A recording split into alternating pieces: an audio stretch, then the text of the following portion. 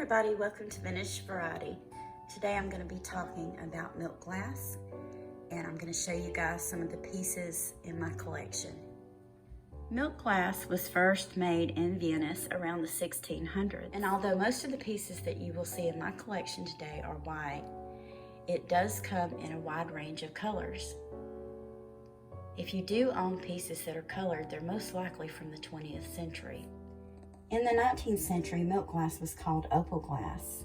It's also often referred to as clam broth glass. There are a lot of different things made out of milk glass.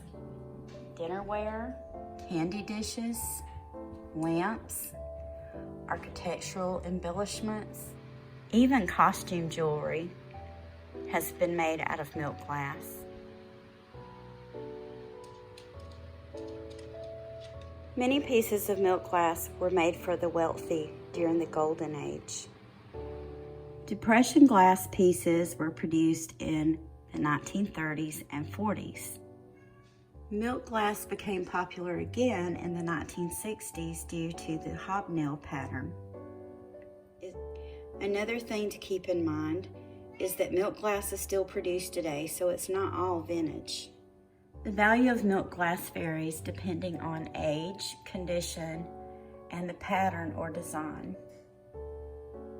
Notable patterns are Harvest Grape, also known as Colony Harvest, which happens to be one of my favorites, the ribbed pattern, the fan pattern, button, and holly. Those are some of the most notable ones. This piece is Fenton, and this is the HOBNAIL pattern. This is the Harvest Grape pattern, and as I've already mentioned, I have quite a few pieces in my collection. This is a piece of colored milk glass. Another Harvest Grape pattern, and this one is actually a candle holder. I have two of these in my collection. This one has a ribbed pattern, and this one's kind of a cut lattice looking pattern.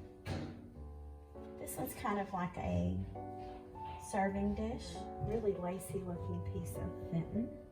Another HOBNAIL piece, and this also is a candle holder. It's made to hold multiple candles, with a larger one in the center and small ones around the outside. I really like the lacy look of some of the Fenton pieces with the ruffly edge.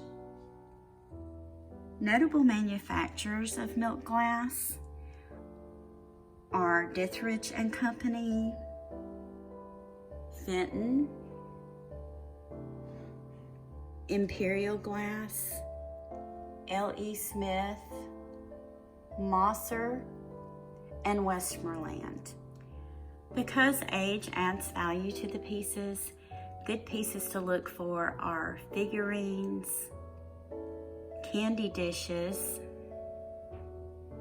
and even glasses, because those are usually much older and sometimes even antique.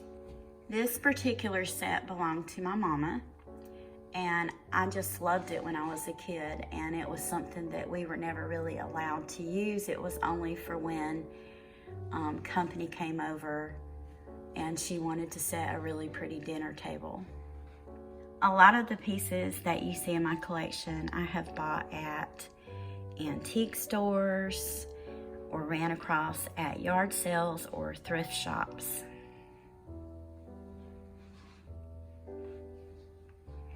I also have other pieces in this cabinet that are vintage.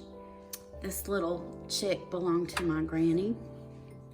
You can see it's cracked. It's probably not worth anything to anybody but me because it does have sentimental value. And then here's a couple of more pieces that belong to my granny that aren't milk glass, but I thought I'd show you guys anyway. That's a little vinegar jar and another little rooster. A really good friend of mine has some pieces like this, and during different holidays, she likes to take different colors of ribbon and thread through them and tie like a little bow on the side. So like at Christmas, she had one sitting out on a table with candy in it, and she had a little red bow threaded through it, which is a really good idea. This little dish, this is another piece of Fenton, and it was a Christmas gift to me from my friend Linda. I really think it's pretty. I believe it's called cranberry glass. The main reason that I really like the white colored milk glass is because it pretty much will go with anything, any kind of dishes, putting it out on the dinner table, and you have dishes that are different colors or different patterns. The white milk glass will go with it, and that's one of the things I like about it.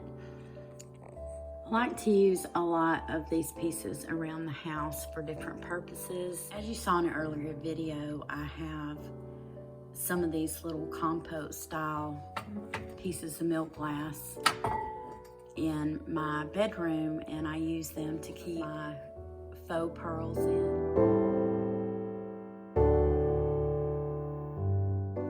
These little tall, narrow milk glass vases like this, these are pretty easy to run across.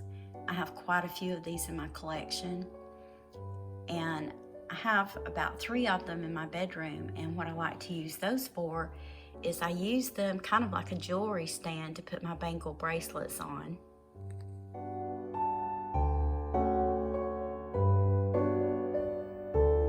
I also like using these in the bathroom.